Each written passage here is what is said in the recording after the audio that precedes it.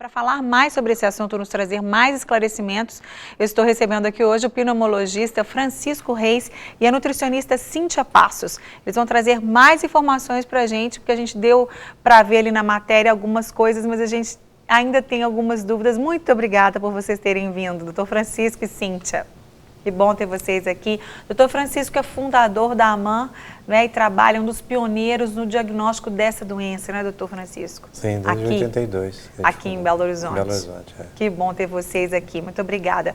Bom, a gente viu ali a Maria falando na matéria que descobriu a doença no Eduardo por causa do teste do pezinho. Isso. Além do teste do pezinho, doutor Francisco, é bom a gente ressaltar, inclusive, a importância, não é, de toda mãe que ganha o seu bebê já fazer o teste do pezinho, como eu fiz com as minhas duas filhinhas ali no hospital mesmo, quando assim que elas nasceram. Além do teste do pezinho, quais as outras maneiras de se diagnosticar a doença? Bem, em primeiro lugar, o teste do pezinho, ele foi instituído a partir de 2001, através da portaria do Ministério da Saúde, e Minas Gerais entrou no programa em 2003. E, na realidade, o teste do pezinho, ele é um teste de triagem. A gente fala triagem porque ele seleciona os casos mais prováveis de ter a doença. Ele não é um teste de diagnóstico. Uhum. E depois que faz a triagem e dá positivo, é que tem que fazer o teste do suor. Ah, sim. E o teste do suor é que define, sem dúvida nenhuma, que a criança tem ou não tem a doença. Ok, e só fazendo um parênteses, a gente lembrar que o teste do pezinho também pode indicar outras possíveis doenças também, É não a fase 3 do teste do pezinho, que é a fibrose cística, porque tem a fenilcetonúria, tem hipotiroidismo, tem as hemoglobinopatias. Anemia falciforme. Que é as Pode falar hemoglobinopatias. E a fibrose cística. Uhum. E você vê que parou na fase 3 durante um tempo muito grande. Estamos falando de 2001, 2003, Minas Gerais entrou. E nessa época só tinham 3 estados no país que faziam esse teste do pezinho para fibrose cística, que era o Paraná, Santa Catarina e depois Minas Gerais. E ficou esse tempo todinho parado, no país inteiro. E agora, realmente, em 2012, que foi reassumido pelo Ministério da Saúde para estender para o território nacional inteirinho para fazer o teste do pezinho para a fibrose cística, que é a fase 3 do programa. Uhum. Então, já está começando a implantar nos outros estados também. Que bom, porque na verdade é uma doença desconhecida, né, da maioria da população. Uhum. E quando se fala em fibrose, a pessoa já imagina algo muscular, né, algo relacionado aí à reumatologia, e não tem nada a ver. Né? O nome, a pessoa, até falei essa semana com alguém, a pessoa já me perguntou se era alguma coisa desse nível. Quer dizer, muita gente não conhece, pode ser que muitas pessoas tenham essa doença, estejam tratando outra doença porque não têm o conhecimento? Tem. Isso, na realidade, acontece muitas vezes.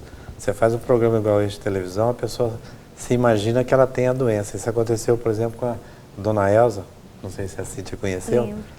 A dona Elza, ela tinha, na época, 74 anos de idade e ela tinha bronquiectasia há mais de 40 anos. E a gente sabe que a associação de bronquiectasia é uma das manifestações importantes, o Alberto já falou a respeito, e também a parte digestiva. Ela não tinha nada digestivo, só a parte respiratória. Uhum. E ela perguntou, será que eu não tenho essa doença? A gente logo imagina que ela está imaginando coisas, né? Uhum.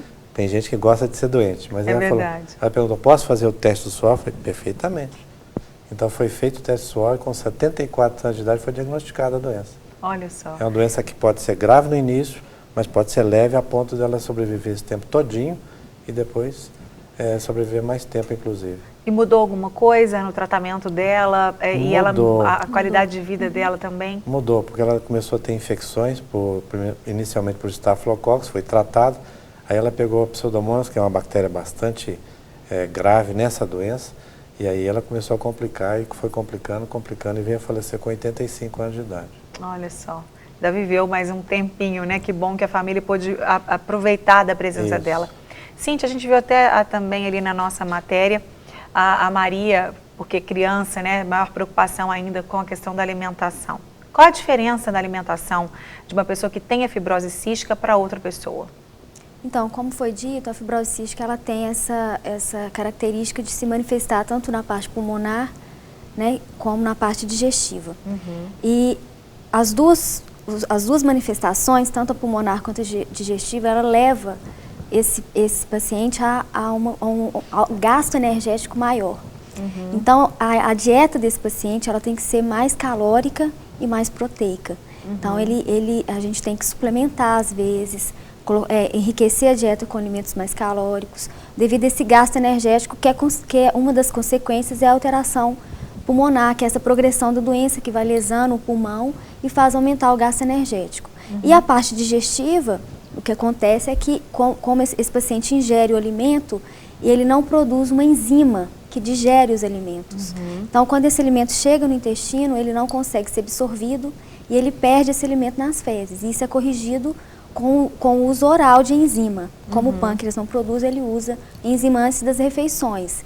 Só que esse uso de enzima não é 100%, então mesmo assim tem uma perda. Então a gente tem que sempre aumentar mais o aporte calórico da dieta. E vitaminas também, principalmente as vitaminas lipossolúveis, que saem, né, junto com os alimentos. A gente viu ali no comecinho, né, a gente falou aqui na abertura do programa, e vocês já citaram a questão do aparelho respiratório, digestivo e reprodutor, né? Ela pode acontecer isoladamente ou ela sempre vai atingir os 3 aparelhos? Não, pode atingir um aparelho só, igual eu mostrei o caso da dona Elza, por exemplo, que é só respiratório. E existem casos que é só a parte digestiva e outros que é só a parte genital, a parte do aparelho geniturinário. Na realidade é uma doença sistêmica, a fibrose cística é uma doença sistêmica, atinge praticamente todo o organismo. E toda glândula que excreta alguma secreção, o próprio fígado pode ser acometido, o pâncreas, além da parte exógena, pode ser acometido, pode ter diabetes depois. Então é o organismo todinho que reage, porque tudo é um distúrbio da movimentação de sódio e cloro no epitélio do respiratório ou digestivo ou intestinal, etc. Eu me lembro quando eu estava conversando com a Maria, ela estava me explicando um pouco também, ela já foi dito na matéria também pelo Dr. Alberto, né?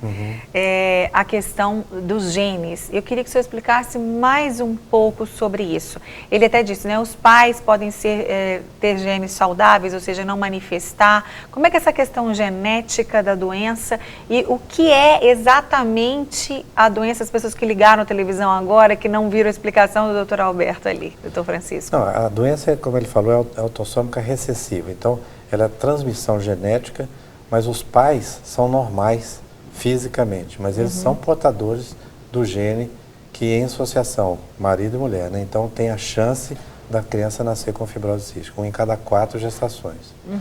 Tem 25% em cada gestação. Então, esse é que é o ponto, é recessiva por isso. Então ela é mais rara, porque se fosse dominante, isso pareceria muito mais frequente. Muito mais, é verdade. Então é caráter genético. E falar em genética, eu vou aproveitar aqui, porque é um fato que eu acho que é inédito. Eu acho que em várias doenças que estão planejando e trabalhando e fazendo experiência, está chegando a cura genética da doença. Então tem chance de cura atualmente, geneticamente falando. Que bom. Ótima notícia. Essa é uma novidade. Ótima notícia, que bom. E também no caso lá da nossa matéria, a Maria Vitória, que é a outra filhinha, fez o teste e deu negativo, né? Ela normal, ela não é portadora da doença, que já foi também um alívio. Apesar de que o Eduardo é uma criança, como ela disse, super normal, a gente conhece ele, convive, super saudável, feliz, alegre, saltitante, como todas as crianças saudáveis, graças a Deus, né? E tem que tomar esses cuidados. Os cuidados também, não é, Cíntia, doutor Francisco, com a questão da higiene, porque é mais facilmente, essa pessoa é mais sensível, mais suscetível a pegar infecções por bactérias, e aí os cuidados têm que ser ainda maiores do que qualquer outra criança. Sem dúvida. O trato respiratório está exposto a todos os agentes externos, né? Viroses e bactérias, e na fibrose cística tem uma bactéria especial, que eu já falei nela, a Pseudomonas aeruginosa. Essa bactéria tem que tomar muito cuidado, a gente tem que estar bem atento, porque se a gente coloca e faz a cultura, determina que existe essa bactéria pela primeira vez, tem que entrar com uma série de antibióticos para tentar erradicar. E essa é a grande dificuldade que a gente tem na parte respiratória, é erradicar essa bactéria, porque se não erradicar, ela fica lá cronicamente e não desaparece mais. E isso vai tudo interferir na vida da pessoa, no prognóstico e na sobrevida também. E essa bactéria, a princípio, ela é, para as outras pessoas, ela não causa nenhum mal, ela está presente no ambiente. Mas os pacientes com fibrose cística, eles têm facilidade em pegar essa bactéria. Adquirir E ficar com ela. Exatamente. E ela vai... Não soltar. E não soltar mais. Exatamente. Tem essa tendência.